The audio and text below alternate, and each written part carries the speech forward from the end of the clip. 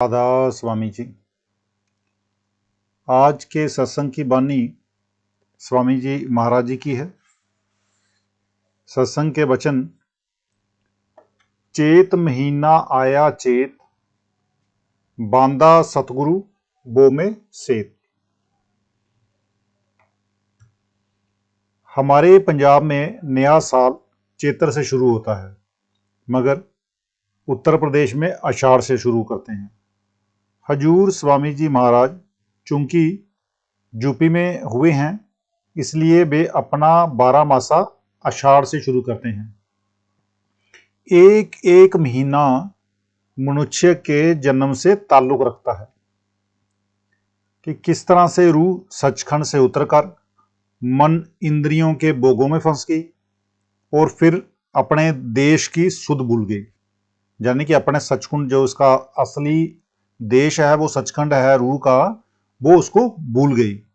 तब वह मालिक जो है वो संत रूप धारण करके इसे अपने देश का पता देता है कि तेरा देश कौन सा है। तेरा देश ये देश नहीं है, तेरा देश सचखंड है। चैत्र का महीना आ गया, अब सुरत के जागृत होने की बेला है। यानी जब मनुष्य जन्म मिला तो हमें आंखों के पीछे पर्दा लगाकर बाहर निकाल दिया। संत सतगुरु फरमाते हैं कि 9 दरवाजों से ऊपर चढ़ो और परमात्मा से मिलो। ये देश तुम्हारा देश नहीं, ये जो कौम कहते हो, ये भी तुम्हारी कौम नहीं, ये मजहब तुम्हारा मजहब नहीं, ये तो हमने बनाए हैं। हमारा देश सचखंड है। हमारी कौम कौन है? हमारी कौम सतनाम है। कहते हैं उस देश में हमें पहुंचना है। मकसद सिर्फ इतना है कि हम सभी भवसागर के इस पार बैठे हुए हैं, उस पार नहीं गए। परम पुरुष पूर्ण धनी राधा स्वामी जीवों को महादुखी और निर्बल देखकर उनके उद्धार के लिए संत सतगुरु का रूप धारण करके प्रकट होते हैं। तुलसी साहब कहते हैं, सुरती सैल आसमान की, लख पावे कोई संत, तुलसी जग जाने नहीं, अति उतंग पिया पंथ। संतों की सुरत ही ऊपर के देशों की अवस्था और आनंद को देख सकती है। हे तुलसी, उस सच्चे मित्र की उड़ान बड़ी ऊंची है। इस बेचारी दुनिया को उसकी कोई खबर नहीं। हजूर स्वामी जी महाराज रूहानी मंजिलों पर चढ़ाई की शिक्षा, जहां सुरत शब्द मार्ग की शिक्षा सेवकों को धीरे धीरे इसलिए देते थे क्योंकि सुरत एकाएक उस आनंद या खुशी को सहन नहीं कर सकती और शादी उल मर्ग यानी खुशी में मृत्यु होने का डर होता है। एक बीबी बख्तबाई चौंदल पंजाब की रहने वाली थी। वह स्वामी जी की शिष्य थी और उनके मकान में रहती थी। उसके संबंधी एक बार वृंदावन के मेले पर जाने लगे तो उससे कहा, तू जहां क्यों पड़ी है, चल हमारे साथ तीर्थ यात्रा पर। उसने स्वामी जी के आगे विनती की कि हे सतगुरु, मुझे कोई सीधी राह, सच्ची राह बताओ और मेरा हाल पर रहम करो। तो हुजूर स्वामी जी महाराज ने कहा, अच्छा तू हमारे सामने भजन पर बैठ। जब वह भजन यानी अभ्यास में बैठी तो उन्होंने उस पर एक गहरी मेहर भरी निगाह डाली।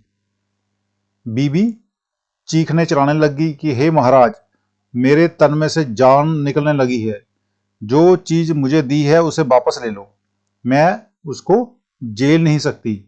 इतना कहकर वह मूर्छित हो गई। फिर स्वामी जी महाराज ने उसकी तरफ निगाह की, तब उसको कुछ होश आया। फिर भी वह 2 दिन तक लेटी रही और उसका दिल धड़कता रहा। स्वामी जी खुद एक कोठरी में 15 साल तक अभ्यास करते रहे। फिर आप कहते हैं, जीव चिताए जो थे बार, वो सागर से कीने पार। जो जीव भव सागर में गोते खाते थे, उनको सतगुरु ने संसार समुद्र से पार करा दिया।